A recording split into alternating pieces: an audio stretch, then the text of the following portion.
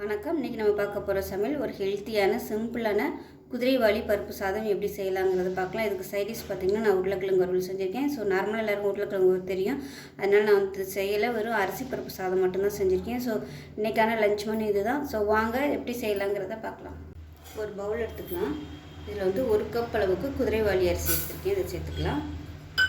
அதே கப்பில் 3/4 கப் அளவுக்கு துவரம்பருப்பு, 1/4 கப் அளவுக்கு பாசிப்பருப்பு இதையும் சேர்த்துக்கலாம். இப்போ நல்லா கழுவிட்டு வந்துட்டு பார்க்கலாம். நல்லா 2-3 தடவை கழுவியாச்சு. இப்போ தண்ணி ஊற்றி நல்லா ஒரு அரை மணி நேரம் ஊற வச்சுட்டு அதுக்கப்புறம் பார்க்கலாம். இப்போ ஒரு குக்கர் எடுத்துக்கலாம். தேவையான அளவுக்கு எண்ணெய் சேர்த்துக்கலாம். நான் வந்து இன்றைக்கி வெறும் எண்ணெய் மட்டும்தான் சேர்க்குறேன். இதில் நீங்கள் நெய் சேர்க்கறதுனாலும் சேர்த்துக்கலாம். இப்போ எண்ணெய் நல்லா சூடாயிடுச்சு. 1 டீஸ்பூன் கடுகு, 1 டீஸ்பூன் உளுந்து சேர்த்துக்கலாம், 1 டீஸ்பூனோட ஜீரகம் சேர்த்துக்கலாம். இப்போ எல்லாமே நல்லா பொரிய ஆரம்பிச்சிது. கருவேப்பிலை சேர்த்துக்கலாம்.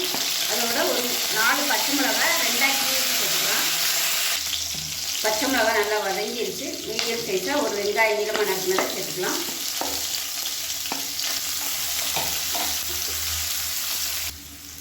இப்போ இது கூடவே ஒரு 5 பல் பூண்டு வந்து தட்டி வச்சுருக்கேன், அதை சேர்த்துக்கலாம். இதுக்கு பதிலாக இஞ்சி பூண்டு பேஸ்ட்டு சேர்க்குறதுனாலும் சேர்த்துக்கலாம். உப்பு சேர்த்துக்கலாம் கொஞ்சமாக.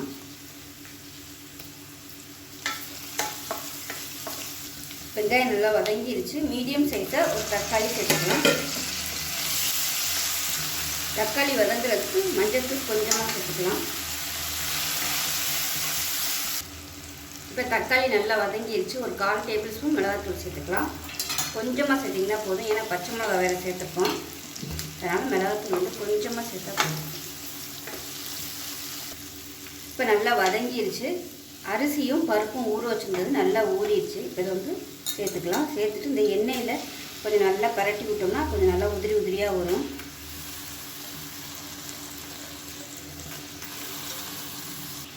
இப்போ இந்த அரிசியும் பருப்பையும் எண்ணெயில் வந்து நல்லா பரட்டி விட்டுக்கலாம்.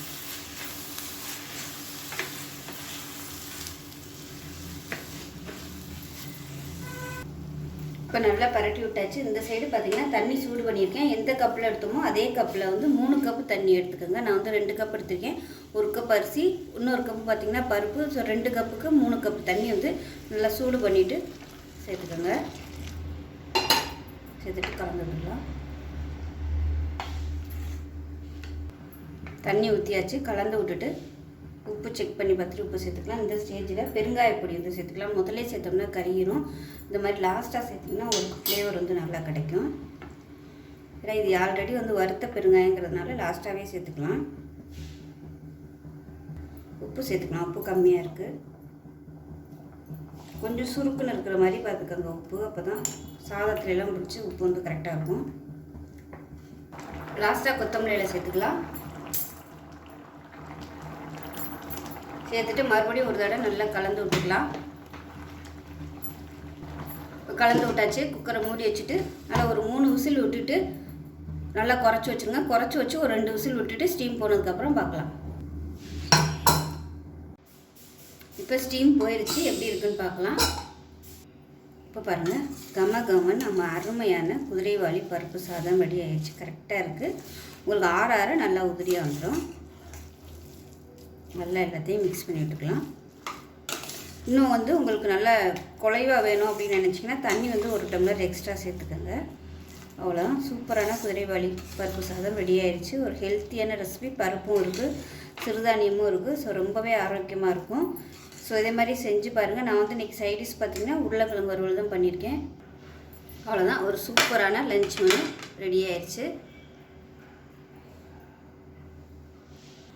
இதுக்கு வந்து உருளைக்கிழங்கு வறுவல் சூப்பராக இருக்கும். அது நான் வந்து காலையிலே பண்ணிட்டேன். காலையில் வந்து என் பொண்ணு கிளாஸுக்கு போனதுனால தயிர் சாதமும் உருளைக்கிழங்கு வறுவலும் செஞ்சு கொடுத்ததுனால காலையிலே வந்து நான் ஒரு வழியாக செஞ்சுட்டேன். இதோட நீங்கள் எது வேணாலும் வச்சு சாப்பிட்டுக்கலாம், நல்லாயிருக்கும். ஆனால் வறுவல் ஐட்டமும் வச்சு சாப்பிட்டிங்கன்னா நல்லாயிருக்கும். அவ்வளோதான். இன்றைக்கான ஒரு சிம்பிளான லஞ்ச் மெனு இதுதான். ஸோ ரொம்ப ஹெல்த்தியாக இருக்கும். சுகர் பேஷண்ட்டாக இருந்தால் உருளைக்கிழங்குக்கு பதிலாக நீங்கள் ஏதாவது கத்திரிக்காய் வறுவல், வாழைக்காய் வறுவல் செஞ்சுக்கலாம். வாழைக்காய் வந்து சுகர் வந்து கண்ட்ரோல் பண்ணும். அதனால் நீங்கள் வந்து வாழைக்காய் வறுவல், கத்திரிக்காய் வறுவல் இந்த மாதிரி ஏதாவது செஞ்சு சாப்பிட்லாம். அவ்வளோதான். ஒரு அருமையான சிம்பிளான ஹெல்த்தியான லஞ்ச் மெனு ரெடி ஆயிடுச்சு. ஸோ இந்த வீடியோ பிடிச்சிச்சின்னா லைக் பண்ணுங்கள், கமெண்ட் பண்ணுங்கள், சேனலை சப்ஸ்கிரைப் பண்ணுங்கள், பக்கத்தில் பெல் பட்டனையும் ப்ரெஸ் பண்ணுங்கள். நன்றி.